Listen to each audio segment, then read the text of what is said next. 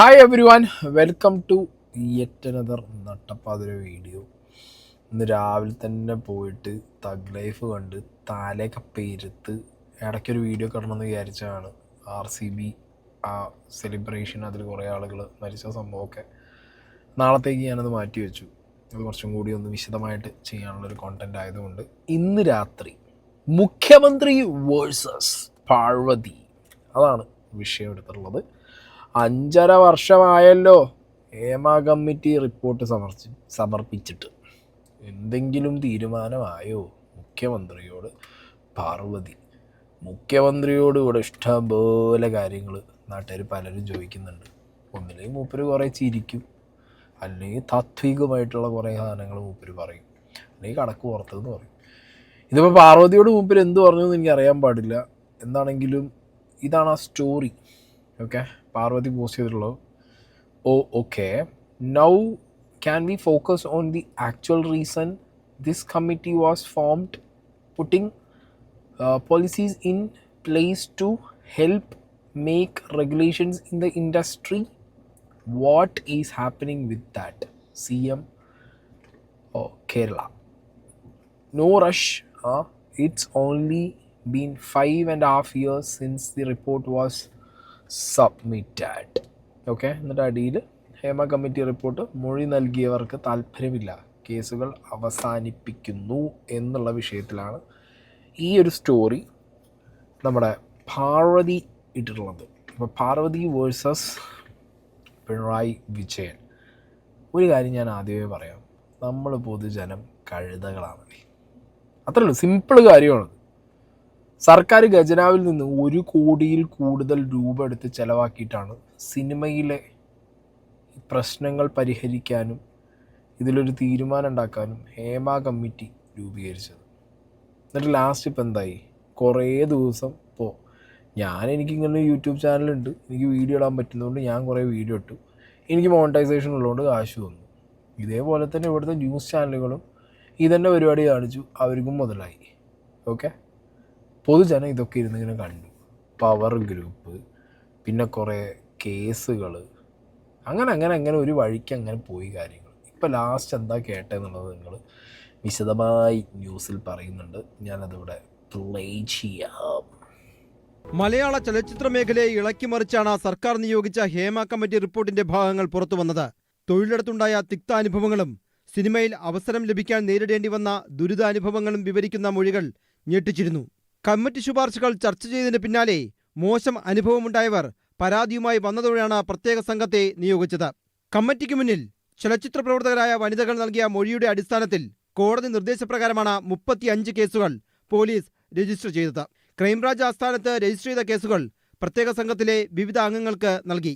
മൊഴി നൽകിയവർക്ക് കേസുമായി മുന്നോട്ടു പോകാൻ താൽപ്പര്യമില്ലെന്നായിരുന്നു പോലീസിന്റെ നോട്ടീസ് നൽകിയ മറുപടി. കോടതി മുഖേനയും മൊഴി നൽകിയവർക്ക് നോട്ടീസ് അയച്ചു. കേസുമായി മുന്നോട്ടു പോകാൻ താൽപ്പര്യമില്ലെന്ന് ചലച്ചിത്ര പ്രവർത്തകരായ സ്ത്രീകൾ മൊഴി നൽകിയതോടെ 21 കേസുകളുടെ തുടർ നടപടിയും അവസാനിപ്പിച്ച് പ്രത്യേക സംഘം ഇതിനകം റിപ്പോർട്ട് നൽകി. ബാക്കി 11 കേസുകളിലും ഇതേ നിലപാടാണ് മൊഴി നൽകിയവർ ആവർത്തിച്ചത്. ചിലർ കോടതിയിൽ മൊഴി നൽകാൻ വിമുഖത കാണിച്ചു. തുടർ നടപടികൾ പൂർത്തിയാക്കിയ ശേഷം റിപ്പോർട്ട് ഈ മാസം കോടതിയിൽ നൽകുന്നതോടെ ഹേമ കമ്മിറ്റിയിലെടുത്ത എല്ലാ കേസുകളും അവസാനിക്കും. കമ്മിറ്റിക്ക് മുന്നിൽ മൊഴി നൽകാത്ത ചില വനിതാ പ്രവർത്തകരും ലൈംഗിക അതിക്രമ പരാതികൾ ഉന്നയിച്ചിരുന്നു. 40 കേസുകളാണ് ഇത്തരത്തിലെടുത്തത്. ഇതിൽ 30ഓളം കേസുകളുടെ കുറ്റപത്രം സമർപ്പിച്ചു. മുകേഷ്, മണിയമ്പിള്ള രാജു, രഞ്ജിത്ത്, സിദ്ദീഖ്, ജയസൂര്യ അടക്കമുള്ളവർക്കെതിരായ കേസുകളിലായിരുന്നു കുറ്റപത്രം നൽകിയത്. കൊട്ടിഘോഷിച്ച് രൂപീകരിച്ച ഹേമ കമ്മിറ്റി റിപ്പോർട്ട് പുറത്തുവിടാൻ സർക്കാരിന് മടിയായിരുന്നു. ഒടുവിൽ വിവരാവകാശ കമ്മീഷന്റെ ഉത്തരവിനെ തുടർന്നായിരുന്നു റിപ്പോർട്ടിന്റെ ചില ഭാഗങ്ങൾ പുറത്തുവിട്ടത്. ഏറെ ആശയക്കുഴപ്പങ്ങൾക്കും ചർച്ചകൾക്കുമൊക്കെ ശേഷമാണ് ചലച്ചിത്ര മേഖലയിൽ നിന്നുയർന്ന പരാതികൾ അന്വേഷിക്കാൻ ക്രൈംബ്രാഞ്ച് മേധാവിയുടെ നേതൃത്വത്തിൽ പ്രത്യേക സംഘത്തെ രൂപീകരിച്ചത്. എന്നാൽ വർഷങ്ങൾക്ക് മുമ്പ് കമ്മിറ്റിക്ക് മുന്നിൽ നൽകിയ മൊഴിയുടെ അടിസ്ഥാനത്തിൽ ഒരു പോലീസ് നടപടിക്കും താൽപ്പര്യമില്ലെന്ന് വനിതാ പ്രവർത്തകർ അറിയിച്ചതോടെയാണ് ഈ രാജ്യം തന്നെ ചലച്ചിത്ര മേഖലയുമായി ബന്ധപ്പെട്ട് ചർച്ച ചെയ്ത എല്ലാ കേസുകളും കൂട്ടത്തോടെ അവസാനിപ്പിക്കുന്നത്. ഓക്കെ, ഇപ്പം ഏകദേശം നിങ്ങൾക്ക് കാര്യങ്ങൾ മനസ്സിലായല്ലോ. ആർക്കും പരാതിയായിട്ട് മുന്നോട്ട് പോകാൻ താല്പര്യമില്ലാത്തത് കൊണ്ട് തന്നെ കേസുമില്ല. ഇതാണ് വിഷയം. 2017 ഓക്കെ, 2017 ഒരു സെൽഫി ഞാനിവിടെ വയ്ക്കാം. WCC അംഗങ്ങൾ 2017 മുഖ്യമന്ത്രി പിണറായി വിജയനെ സന്ദർശിച്ചപ്പോൾ ഇതാണ് ആ വിശ്വവിഖ്യാതമായ സെൽഫി. അപ്പോൾ ഇതിനകത്ത് മുഖ്യമന്ത്രിയുടെ അടുത്ത് അവർ ചെന്നു. ഇവിടെ ഒരു നടിക്കുണ്ടായ ഒരു ഇൻസിഡൻറ്റിൽ ഇപ്പോഴും അതിലൊരു തീർപ്പായിട്ടില്ല കേട്ടോ. ആ കേസും കാര്യങ്ങളായിട്ട് മുന്നോട്ട് പോവുകയാണ്. അപ്പോൾ ആ വിഷയങ്ങൾ നടക്കുമ്പോഴാണ് 2017 WCC സിനിമയിൽ ഇവർ ഈ ചൂഷണത്തിനിരയാവുന്നു, അതിനെക്കുറിച്ച് പഠനം വേണം, അല്ലെങ്കിൽ അതിലൊരു കമ്മിറ്റി വേണം എന്നൊക്കെ പറഞ്ഞ് പോകുന്നു. ഖജനാവിലിരിക്കുന്ന പൈസയല്ലേ, ഗവൺമെൻറ്റിൽ ഒരു മിനിസ്ട്രിയും വീട്ടിൽ നിന്ന് വന്ന പൈസ ഒന്നുമല്ലല്ലോ. അതുകൊണ്ട് തന്നെ നേരെ കമ്മിറ്റി രൂപീകരിക്കുന്നു, കൊടുക്കുന്നു, പൈസ കൊടുക്കുന്നു, അവർ ഫുൾ പരിപാടികൾ ചെയ്യുന്നു. ഞാൻ ഒരു കാര്യം ചോദിക്കട്ടെ, ഈ സിനിമയ്ക്കകത്തുള്ള ഈ കേസ് കൊടുക്കാൻ ആഗ്രഹമുള്ള ആരുമില്ലേ? ഈ സ്ത്രീകളെ കൂട്ടത്തിൽ ഒരു മനുഷ്യനും ഒരു കേസായിട്ട് മുന്നോട്ട് പോകാനുള്ള ഒരു തരത്തിലുള്ള താല്പര്യം ഇല്ല എന്നുണ്ടെങ്കിൽ പിന്നെ എന്തിനാണ് കൊട്ടിഘോഷിച്ച് ഈ സാധനം ഉണ്ടാക്കിപ്പിച്ചത്? ഇതിലൂടെ എന്തെങ്കിലും ഒരു മാറ്റം? എന്ത് മാറ്റം? എന്താണ് മാറ്റം? മാറ്റം എപ്പോഴാണ് വരിക? തെറ്റുകാരായ വ്യക്തികളെ ചൂണ്ടിക്കാണിച്ച് പിൻ പോയിൻ്റ് ചെയ്ത് അയാളുടെ പേര് പറഞ്ഞ് അയാൾ കാണിച്ച തെറ്റ് സമൂഹത്തിന് മുന്നിൽ ചൂണ്ടിക്കാണിച്ച് ഇവനാണ് തെറ്റുകാരൻ, ഇവൻ എന്നോട് ചെയ്തതാണ് തെറ്റ് എന്ന് പറയുമ്പോഴാണ് ഒരു ലേഡി സ്ട്രോങ് ആവുന്നത്, അല്ലെങ്കിൽ ഒരാൾ സ്ട്രോങ് ആവുന്നത്. എസ്പെഷ്യലി ലേഡീസിൻ്റെ കേസിൽ ഇവിടെ ഒരാൾ പോലും, ഈ പറയുന്ന പാർവതി അടക്കമുള്ളവർ, പുറത്ത് പറയാൻ റെഡിയല്ല. അവർ ചോദിച്ചാൽ പറയും വർക്ക് പോകും. എന്നാൽ ന്യൂ ജനറേഷനിലുള്ള സിനിമ കൈകാര്യം ചെയ്യുന്ന ടെക്നീഷ്യൻസ്, ആർട്ടിസ്റ്റുകൾ, പ്രൊഡ്യൂസേഴ്സ്, ഇവരുടെയൊക്കെ സിനിമകളിൽ നിങ്ങൾക്ക് ചാൻസ് കിട്ടും. ഈ പഴയ ആൾക്കാരാണ് പ്രശ്നം എന്ന് പറഞ്ഞിട്ടാണ് ഇവർ എന്ത് ചെയ്തത്. ഈ ഹേമ കമ്മിറ്റി നിങ്ങൾ നോക്കിയോ, ഈ സംഗതി വന്നതിന് ശേഷം ഏറ്റവും കൂടുതൽ കേസുകൾ വന്നിട്ടുള്ളത് ഒരു 2005 മുതൽ പിന്നെ അവിടെ നിന്ന് ഇങ്ങോട്ടാണ്. ഓക്കെ, ഒരു 2016, 17 വരെ. അതിനപ്പുറത്തേക്കില്ല. ഇപ്പുറത്തേക്ക് വളരെ റെയർ സാധനങ്ങളെ വന്നിട്ടുള്ളൂ. അതും കുറേ എന്താ പറയുക, ഒരു 40-50 വയസ്സ് കഴിഞ്ഞ് ഇപ്പോഴും സിനിമയിലുള്ള ആളുകൾക്കെതിരെയാണ് ഏറ്റവും കൂടുതൽ കേസ് വന്നിട്ടുള്ളത്. അല്ലാതെ ഒരു 20 മുതൽ ഒരു 30 വയസ്സിനിടയിലോ അല്ലെങ്കിൽ ഒരു 35-40 ഇടയിലുള്ളവർക്കൊക്കെ കുറവാണ്. വളരെ ചുരുക്കം ചിലർക്കെതിരെ കേസുകളുള്ളൂ. അപ്പോൾ പുതിയ ജനറേഷൻ്റെ സിനിമ അതിൻ്റെ ഭാഗമായിട്ട് പോകുന്ന ഒരുപാട് ആളുകളാണ്, എസ്പെഷ്യലി പാർവതിയെ പോലുള്ളവർ. നിങ്ങൾ അനുഭവിച്ച പ്രശ്നങ്ങൾ ആരിൽ നിന്നാണെങ്കിലും തുറന്നു പറഞ്ഞു കഴിഞ്ഞാൽ നിങ്ങൾക്ക് ഇവിടെ സിനിമ നഷ്ടപ്പെടുന്നില്ല. ഇവിടെ പൊതുജനം പൊട്ടന്മാരൊന്നുമില്ലല്ലോ. അങ്ങനെ തുറന്നു പറഞ്ഞത് കൊണ്ട് ഒരു നടിയുടെ അവസരം ഒഴിവാക്കി അവളെ മാറ്റി നിർത്തുകയാണെന്നുണ്ടെങ്കിൽ പൊതുജനം ചോദ്യം ചെയ്യില്ലേ? ഇത് ഒരു നടിയല്ലല്ലോ, ഒരുപാട് സ്ത്രീകൾക്ക് വേണമെങ്കിൽ എന്ത് ചെയ്യാമായിരുന്നു, ഈ സംഗതി ചെയ്യാമായിരുന്നു. പക്ഷെ ആരും അത് ചെയ്തില്ല. അതിൻ്റെ ഏറ്റവും ഫ്രണ്ടിൽ നിൽക്കുന്ന പാർവതിയെ പോലുള്ളവരടക്കം എന്ത് ചെയ്യുന്നില്ല, ഉണ്ടായ പ്രശ്നങ്ങൾ അഡ്രസ്സ് ചെയ്യുന്നില്ല, തുറന്നു പറയുന്നില്ല. പിന്നെ ആര് പറയും ഇവിടെ എന്നുള്ളൊരു ചോദ്യം വരും. അങ്ങനെ ആരും പറയാത്തൊരവസ്ഥ വരുമ്പോൾ ഗവൺമെൻറ്റിന് ഇത് പൂട്ടിക്കെട്ടി പോകേണ്ടി വരും. അല്ലാതെ വേറെ വഴിയില്ല. ഇപ്പോൾ ഈ വിഷയങ്ങൾ ഹേമ കമ്മിറ്റീനെ സംസാരിക്കുമ്പോൾ അതിനിടയിൽ കൂടി ഞാൻ കാണുന്നത് എന്താ, പാർവതിയും മാലാപാർവതിയും തമ്മിലടി. അത് വിഷയം എന്ന് പറഞ്ഞാൽ മാലാപാർവതി ഒരുമാതിരി ഗവൺമെൻറ്റിൻ്റെ മൗത്ത് പീസാണ്. അവർ ഗവൺമെൻറ്റിന് വേണ്ടി സംസാരിക്കുക എന്നുള്ള പരിപാടി ഏറ്റെടുത്തിട്ടാണ് അവർ പോവുക. അതൊരു സൈഡിൽ നടന്നുകൊണ്ടിരിക്കുന്നുണ്ട്. അല്ലാതെ ഞാൻ നോക്കുന്ന സമയത്ത് ഭാഗ്യലക്ഷ്മി വേഴ്സസ് പാർവതി, ബ്ലഡി ഇത് ഹേമ കമ്മിറ്റീനെ കുറിച്ചിട്ടല്ലേ? അതായത് നിങ്ങൾ പരസ്പരം തമ്മിലുള്ള അടിയാണോ ഇവിടെ? ഒരു ഹേമ കമ്മിറ്റി റിപ്പോർട്ട് വന്നപ്പോഴത്തേക്കും ഇൻഡസ്ട്രിക്കകത്തുള്ള സ്ത്രീകൾ തമ്മിലടി. പിന്നെ ഇങ്ങനെ കാര്യങ്ങൾ മുന്നോട്ട് പോവും. ഭാഗ്യലക്ഷ്മി പറഞ്ഞത് നിങ്ങൾ കേൾക്കണം. WCCയിലെ മെമ്പർ പോലും മൊഴി കൊടുക്കുന്നില്ല. എന്നിട്ട് കുറ്റം മെനഞ്ഞാന്നുള്ള സർക്കാരിനെതിരെ മോശമായിട്ട് ഒരു പോസ്റ്റ് ഇട്ടിരിക്കുന്നു. എന്ത് ന്യായമാണിത്? സർക്കാരിന് എന്ത് ചെയ്യാൻ പറ്റും? സർക്കാർ നമുക്ക് വേണ്ടി ഒരു നിയമസഹായം ഏർപ്പെടുത്തിയിട്ടുണ്ടെങ്കിൽ അതിനോടൊപ്പം സഹകരിച്ച് നമ്മൾ മുമ്പോട്ട് പോയില്ലെങ്കിൽ പിന്നെ സർക്കാരിന് ഇങ്ങനെ നമ്മളെ സഹായിക്കാൻ സാധിക്കുന്നത്? അത് കെട്ടിപ്പൂട്ടാനല്ലേ പറ്റുള്ളൂ. ഇവർ പറഞ്ഞ കാര്യം കറക്റ്റാണ്, ഓക്കെ. പക്ഷേ WCCക്കകത്തുള്ള എല്ലാവർക്കും പ്രശ്നങ്ങളുണ്ട് എന്നുള്ളത് പറയാനും പറ്റില്ലല്ലോ. ചിലർക്ക് പ്രശ്നം ഉണ്ടാവും, ചിലർക്ക് പ്രശ്നം ഉണ്ടാവില്ല, ഓക്കെ. പിന്നെ ഇവർക്ക് WCC ആയിട്ടുള്ള പ്രശ്നങ്ങളൊക്കെ നമ്മൾ ഇതിന് മുമ്പ് ഒരു വീഡിയോയിൽ കണ്ടിട്ടുള്ളതാണ്. കാണാത്തവരായിട്ട് കുറച്ച് ആളുകളുണ്ടാവുള്ളൂ. കേരള ലിറ്ററേച്ചർ ഫെസ്റ്റിവലിനകത്ത് നമ്മളെ പാർവതി തിരുവോത്ത് വന്നിരുന്ന സമയത്ത് ഇവരൊരു ക്വസ്റ്റ്യൻ ചോദിച്ചപ്പോൾ അതിന് തിരിച്ച് ഇവർ കൊടുത്ത റിപ്ലൈ ഉണ്ട്. ഈ WCCയിലേക്ക് ആളുകൾ എങ്ങനെ വരുന്നുള്ളൊരു ചോദ്യമായിട്ട് ഇവർ വന്നിട്ടുണ്ടായിരുന്നു. വന്ന സമയത്ത് പാർവതി തിരുവോത്ത് തിരിച്ച് ചോദ്യം ചോദിച്ച്, നിങ്ങളതിൽ എൻ്റെ നമ്പറിൽ നിങ്ങൾ ചേർന്നിട്ടില്ലല്ലോ WCCയിൽ, നിങ്ങൾ എന്നെ വിളിച്ചു കഴിഞ്ഞാൽ നിങ്ങൾക്ക് ഒരു ഇതിലേക്ക് വരാനോ ഒരു മെമ്പർഷിപ്പ് എടുക്കാനോ നിങ്ങൾക്ക് പറ്റൂലോ എന്ന് പറഞ്ഞപ്പോൾ ഇല്ലാതെന്നുള്ള വിഷയം WCC ഉണ്ടാക്കിയ സമയത്ത് നിങ്ങൾ എന്നെ കൂട്ടാതെ മുഖ്യമന്ത്രീൻ്റെ അടുത്ത് പോയി സെൽഫി എടുത്തു എന്നുള്ളൊരു അവിടെ പറഞ്ഞത്.